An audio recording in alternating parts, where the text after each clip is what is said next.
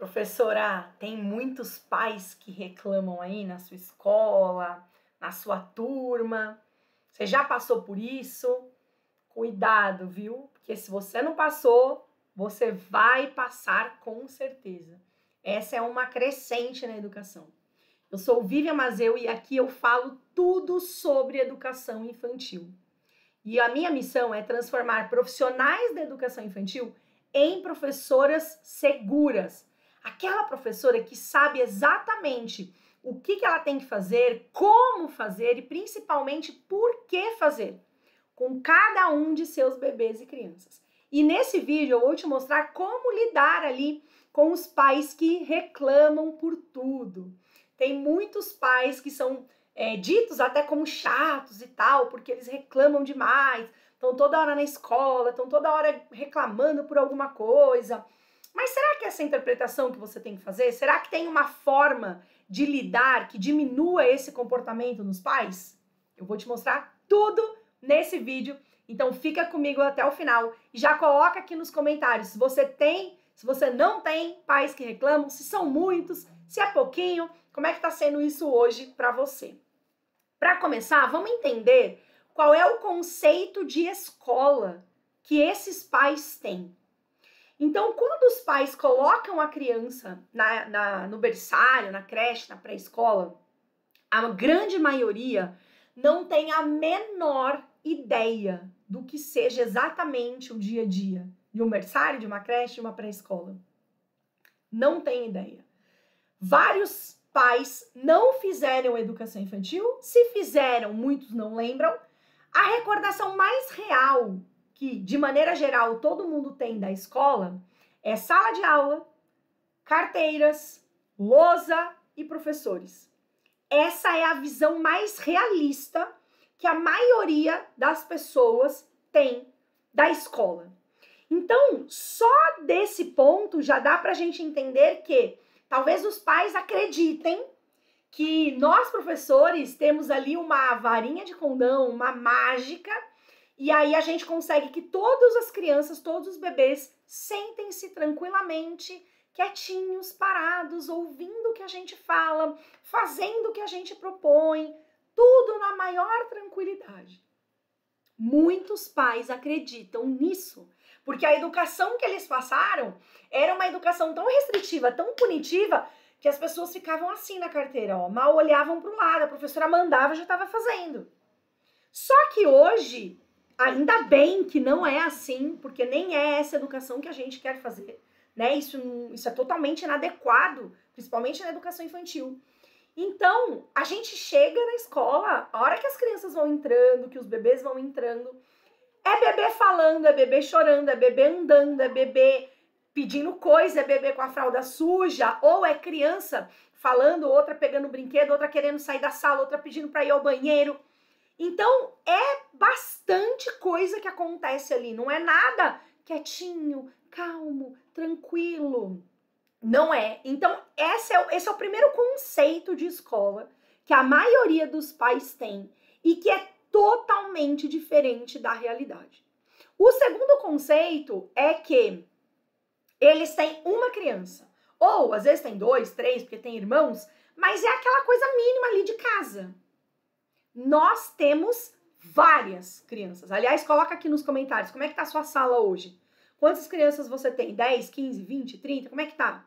Nós temos várias crianças na sala. Logo, não é igual em casa, onde tem 1, 2, 3, 4, 5. É muito diferente. Então, é muito mais trabalhoso, é muito mais difícil. A chance da gente não ver quando uma criança morde, quando uma criança bate, é infinitamente maior do que em casa, que tem bem menos crianças. Se você tem 2 filhos e uma criança foi mordida, se não foi você, só pode ter sido outra. É fácil. Na escola não é assim. Só que os pais não têm essa visão. Eles não param para analisar isso, eles não sabem isso. Eles têm esse conceito errado do que é a escola hoje.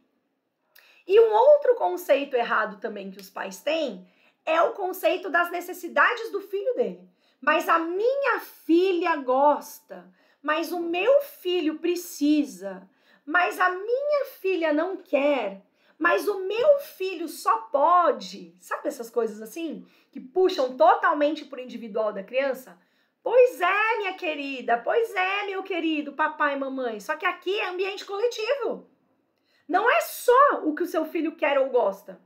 Com certeza, quando você vai no cinema, ou você acha o ar-condicionado muito gelado ou muito quente, ou você acha o som da tela muito alto ou muito baixo, ou você acha a tela muito luminosa ou pouco luminosa, ou você acha que a cadeira inclina demais ou inclina de menos. Alguma coisa, quando você vai no cinema, muito provavelmente você não gosta. Só que a cadeira do cinema, o espaço cinema, ele é coletivo. Ele não foi projetado só para você. Então você se adapta a algumas coisas que você não gosta. A escola é exatamente isso. Por mais que a gente olhe, e tem que olhar mesmo, para as necessidades individuais de cada bebê e criança que tem na nossa sala, por mais que a gente atenda essas individualidades, não é só uma criança. De uma forma ou de outra, é um ambiente coletivo. Quando essa criança dormir, se na tua escola dorme, não vai ser silêncio absoluto. Porque enquanto ele vai estar dormindo, tem outras crianças que vão estar acordadas. Percebe? Entre muitas outras coisas. E isso não é um problema. Isso é escola. Isso é ambiente coletivo. É justamente para viver essa experiência, para construir a sua personalidade, para entender o ambiente, para interagir, que a criança está na escola. Então faz parte ela passar por isso. Então, por isso é um conceito errado também. Só que se a gente parar para pensar todos esses conceitos errados que as famílias têm, a partir do momento que a família matriculou a criança na tua sala, seja uma escola pública, seja uma escola privada, não importa, a partir do momento que ela colocou a criança ali na tua sala, virou responsabilidade sua. É responsabilidade da professora, do professor, ensinar essa família sobre esses conceitos. Atualizar a família sobre o que é a escola. E aí você pode falar assim, ah, Vivian, você tá louca. Eu já tenho um monte de trabalho, é planejamento, é relatório, é rotina, é atividade, é código da BNCC, é fazer reunião. E você ainda tá me dizendo que eu tenho que ensinar as famílias? Vamos lá. Primeira coisa, a escola, ela é um ambiente de aprendizado, de construção de conhecimento, de disseminação de informação para o coletivo, não só para as crianças que estão ali. A escola pode sim ensinar toda a comunidade, não só a criança. É papel da escola, inclusive. Então, ensinar para os pais faz parte do nosso papel, das nossas funções. Mas não encare isso como sendo algo trabalhoso, penoso, ou mais alguma coisa que você tem que fazer.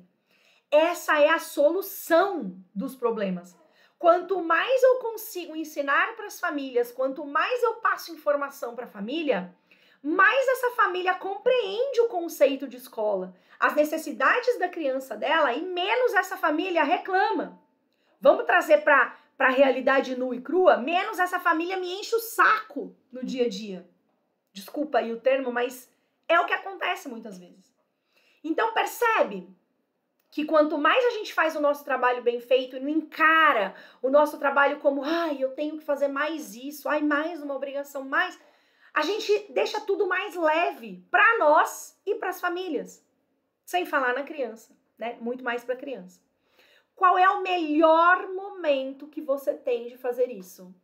Reunião de pais. A reunião de pais não é para ser aquela reunião chata e velha de antigamente, que ficava falando, olha, o uniforme é obrigatório, a entrada é às tantas horas, o lanche eu não sei de que jeito. Isso aí, nos dias de hoje, é uma mensagem no WhatsApp, é um e-mail, sabe? É um bilhete na agenda. É muito fácil isso. Não vai ocupar o tempo dos pais na era digital que a gente está com tanto recurso dessa informação chegar na família. Não vai ocupar o tempo dos pais com essa coisa chata. Então, use a reunião de pais para algo muito mais profundo, muito mais importante, sabe? Que construa laços, que realmente ajude os pais, você e principalmente a criança. Eu sei que muitos professores têm dificuldade com reunião de pais. Se esse for o seu caso, aqui na descrição do vídeo tem um link para o meu curso Reunião de Pais. Nesse curso eu explico detalhadamente como é que você faz a reunião, o que você tem que abordar e como você perder ali um pouco dessa timidez, dessas amarras para fazer a reunião. Então, assim que terminar esse vídeo, clica lá e vai conhecer o curso, porque vale a pena, se essa for uma dificuldade sua. Então, a reunião de pais é o momento de você utilizar ali para quebrar esses conceitos antigos, esses conceitos ultrapassados, esses conceitos que não fazem mais parte da nossa realidade, não condiz com o que nós e as crianças vivemos no dia a dia. Então, é o momento de você passar essas informações para as famílias. Ah, Vivian, mas é muito cansativo. Sabe por quê? Porque na minha escola os pais reclamam muito. E se eu falar para você que ter pais que reclamam bastante é uma coisa boa? Calma, não me bate, não me xinga e também não fecha esse vídeo, porque eu vou te explicar. Por que é uma coisa boa? A gente está vivendo num mundo onde as crianças estão cada vez mais largadas. Os pais têm cada dia menos condições de criar as crianças, menos conhecimento, menos valores, não impõem limites. As coisas estão se transformando de maneira trágica, vamos dizer assim. E quando a gente olha para pais que vão na escola, que falam, que debatem, mesmo que seja em formato de reclamação, pelo menos, a gente está tendo alguém que está participando. De uma forma ou de outra, ele está participando da vida daquela criança. De uma forma ou de outra, ele está interessado naquela criança. E de uma forma ou de outra, ele está me dando a oportunidade de fazer 3 coisas. Ensiná-lo, aprender ainda mais e ter feedback. Então vamos lá. Quando a família vai para a escola reclamar de alguma coisa, ela está me dando a oportunidade de ensinar. Ah, professora, mas eu mandei o tênis na mochila e eu vi na foto que você colocou no grupo que meu filho estava sem tênis. É uma oportunidade de você ensinar. Olha, deixa eu te explicar. O João, ele tá completando 1 aninho agora, ele tá começando a querer dar os primeiros passos. Ficar sem tênis é muito melhor para ele nessa fase, porque aí o pezinho dele tem contato com o chão e ele vai sentindo a pisada dele. E isso facilita o processo de iniciação da marcha. Pronto, eu já consegui explicar alguma coisa. Percebe? Óbvio que para isso eu tenho que ter embasamento, eu tenho que ter conhecimento, senão acaba que eu falo, ai, tá bom, desculpa, você quer que ponha o tênis? Eu coloco, porque eu nem sei por que eu deixei sem tênis, né? Não foi propositalmente, foi mais uma bagunça. Então, óbvio que a gente tem que fazer a nossa parte, né? Mas aí eu consigo ensinar. Eu também consigo aprender, porque às vezes um familiar pode ver alguma coisa que eu não vi. Um familiar pode olhar por um ângulo a situação, um ângulo que eu não olhei. E aí eu vou expandir os meus horizontes, eu vou abrir esse leque de visão e de informação na minha vida enquanto profissional. E isso é muito incrível. Então é uma oportunidade de aprendizado para mim enquanto professora, para você enquanto professora ou coordenadora. Percebe? E o feedback, eu sinto que o professor ele é tão carente de feedback. Porque, por exemplo, eu tenho um irmão que ele é enfermeiro. Então, meu irmão, ele trabalha com outros enfermeiros. Logo, se acontece alguma coisa, ele consegue que um outro enfermeiro fale para ele, nossa, sei lá, vou falar bobagem aqui que eu não entendo de enfermagem, mas, por exemplo, poxa, que ponto legal que você fez, ficou muito bem dado. Eu nem sei se é enfermeiro que dá ponto, sei lá, mas tô falando aqui. Nossa, você fez uma intubação perfeita, nem machucou a garganta do paciente. Não sei, tá? Tô colocando aqui. Porque trabalha com outras pessoas. De maneira geral, o trabalho da professora, ele é muito individual. É ali na sala, meio que sozinha. Às vezes você tem auxiliares, você tem estagiárias, mas às vezes as pessoas não têm o mesmo nível de conhecimento que você, não tem nem condições de te dar um feedback. E são poucas, infelizmente, as escolas, as coordenadoras que conseguem entrar numa sala, acompanhar ali o cotidiano de uma professora, olhar um planejamento e dar um feedback efetivo. Então, o feedback, para mim, é algo fundamental. Como é que a gente vai crescer se a gente não tem feedback? Quem é que vai falar para mim quais são os meus pontos positivos e negativos, além dos que eu já estou enxergando? Porque às vezes a gente não enxerga. Então, eu gosto muito desse feedback. Então, encare esse reclamar dos pais como um feedback, de trazer um retorno do que ele está sentindo do seu trabalho. E aí, se você conseguir ensinar, aprender e usar esse feedback nesse formato, nossa, você vai ter um trabalho muito incrível, você vai ter pais mais participativos, pais que vão reclamar mais, porque você vai conseguir fazer essa conexão, você vai conseguir colocar no seu dia a dia essas trocas, tudo bem? Olha só.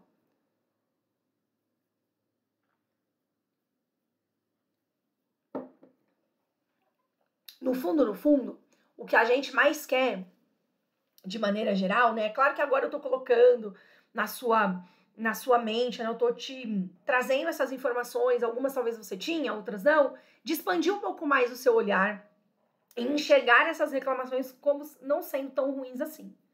Porém, eu entendo que, nossa, Vivian, mas é muito difícil, eles reclamam muito, eu vou tentar fazer isso, mas não sei se vai dar certo. A única forma de você ter pais que reclamam menos ou até que não reclamam é você sendo uma professora segura. É a única forma.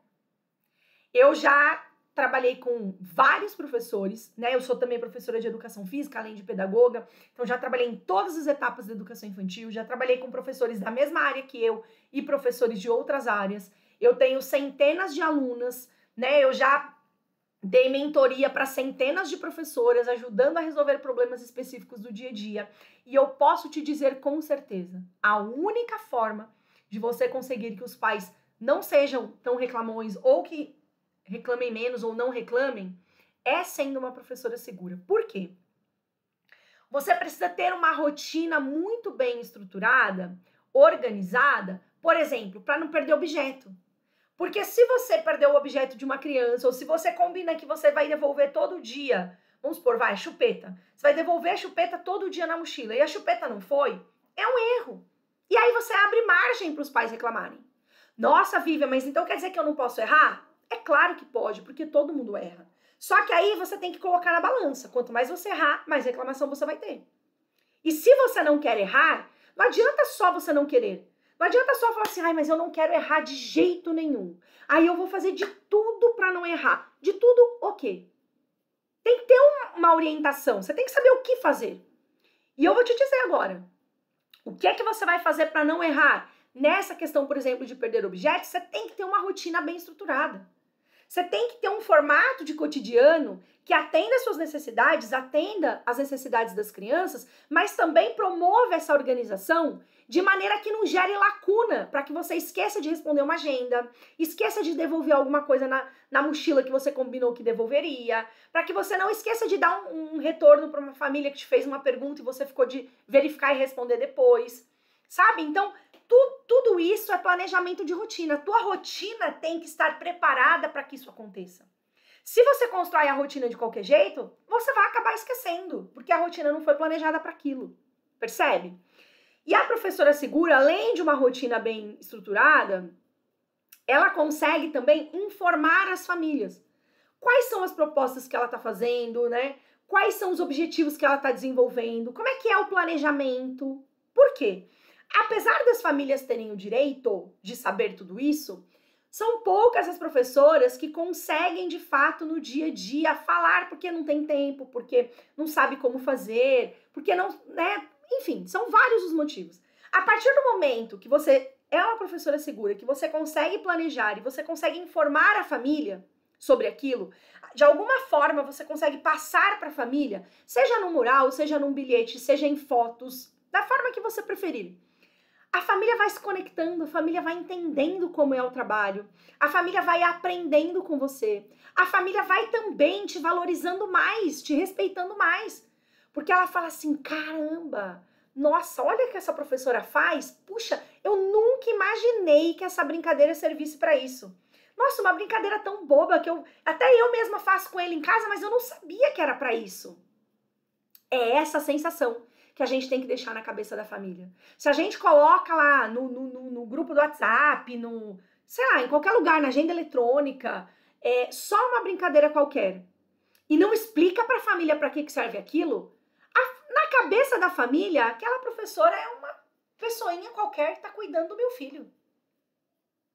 Ela não não enxerga quais são os objetivos, de que maneira aquilo contribui para aquela criança ser um cidadão melhor no futuro. Sabe como é profundo o trabalho na educação infantil? Nós precisamos fazer isso. E eu super entendo, né? Ai, Vivian, putz, eu não sei fazer isso. Nossa, eu tenho tanta dificuldade, eu não sei definir o objetivo da atividade, eu não consigo relacionar, alinhar com a BNCC. Super te entendo, até porque a gente não aprende isso na faculdade. Por isso, dá uma maratonada em todos os vídeos que eu tenho aqui, dá uma olhada nos meus cursos pagos, vê o que você está precisando, né? Para você poder ir se alimentando mais de informação, para poder ter esse retorno das famílias, para poder se sentir mais segura, para poder ser valorizada pelos pais e diminuir esses pais que reclamam. Porque a professora que tem uma postura, que se coloca para as famílias, que fala muito bem, que sabe o que está falando, que sabe explicar o porquê das coisas. Não é só falar, hoje a gente fez, sei lá, brincou de pega-pega, hoje a gente brincou de massinha. Isso aí qualquer um faz. Isso aí, se a família deixar a criança na casa da avó, quando a família chegar para buscar, a avó vai falar, hoje eu fiz massinha com ele. Acabou. Hoje eu fui fazer um pão e ele brincou com a massinha do pão. Qual é a diferença da avó para você? Não pode. Tem que ter uma diferença. E a diferença tem que ser gritante. A avó é só avó. Nós somos profissionais da educação infantil. Nós somos professoras, coordenadoras, ADIs, né? Enfim, qualquer que seja o seu cargo. Tem que ser diferente da avó. E esse diferente segura um pouco os pais. Por que as pessoas têm menos facilidade em discutir com um médico, por exemplo? Porque o médico, ele se comporta ali de maneira soberana. Você pode até saber tomar um Tilenol sozinho na sua casa. Você pode até saber, sei lá, dar um Dramin para uma criança que vai enjoar quando anda de carro, sei lá. Mas quem é o médico aqui sou eu. E eu tenho o conhecimento que você não tem. E você ou o seu filho precisam do meu conhecimento. O médico não fala isso e nem precisa. É a postura do médico. É essa postura que você precisa ter. É essa postura que todos os professores precisam ter. Você até pode saber fazer massinha na sua casa. Você até pode brincar de pega-pega com seu filho. Você até pode colocar um objeto para o seu bebê aprender a escalar ali e ficar em pé. Mas quem entende de educação infantil sou eu. Eu sou a professora. Quem entende de desenvolvimento infantil sou eu. Eu sou a professora. Percebe? Você tem que se sentir assim. Quem entende disso é você e não os pais. Tudo bem? É muito importante essa postura. Olha, eu diria que assim, 90% dos pais que poderiam reclamar, quando tem essa professora com essa postura e com esse conhecimento, eles não reclamam. Tá? Então, a partir de agora, foque nessa questão da rotina, de informar os pais e também, mais um que eu vou falar aqui que eu não falei, que é o protocolo de atendimento. Tenha protocolo. Como esse atendimento é feito na sua escola? Quem é minha aluna no PBS sabe bem sobre isso. A gente tem uma rotina, uma oficina onde a gente fala só sobre protocolos, não só esse específico, outros também. Mas tem um protocolo. Como é que é o atendimento na sua escola? Que horas as famílias podem conversar com você? Como vocês se comunicam? Quais são os horários? Quais são os lugares? Quais são os momentos? Tem que ter esse protocolo. Se você nunca parou para pensar sobre isso, senta hoje mesmo com a sua colega de sala, com a sua coordenadora e fala para ela, peraí, vamos elaborar aqui, ó. Como é que a gente vai se comunicar com as famílias? Não é só pegar no portão e entregar no portão. Vai muito além. Se você quer pais que reclamem menos, se você quer ser uma professora segura, né? Se você quer que os pais te valorizem. Vai muito além disso. Como está sendo esse dia a dia aí na sua escola? Você consegue conversar com as famílias? Tem momentos, né, que você passa informação, que você recebe informação? Tem lugar específico? Tem um protocolo de atendimento aí na sua escola? Como é que funciona? Me conta nos comentários. E se você gostou desse vídeo, por favor, compartilha com as suas colegas da educação. É muito mais fácil trabalhar com pessoas que estejam com a mesma linha de pensamento que a gente. Então, pelo menos, compartilha com as suas colegas da sua escola, né? Se você puder compartilhar com outros professores de outras escolas, ótimo, eu te agradeço. Mas, pelo menos, compartilhe com as suas colegas da sua escola. Porque uma escola mais ajustada, uma escola mais alinhada, uma escola que todo mundo está ali com o mesmo pensamento, com o mesmo direcionamento, que todo mundo tem conhecimento, tem clareza, tem segurança, é muito mais fácil de trabalhar. Combinado? Tô contando com o seu compartilhamento. Clica aí, compartilha lá e eu te vejo no próximo vídeo. Um beijo e até lá.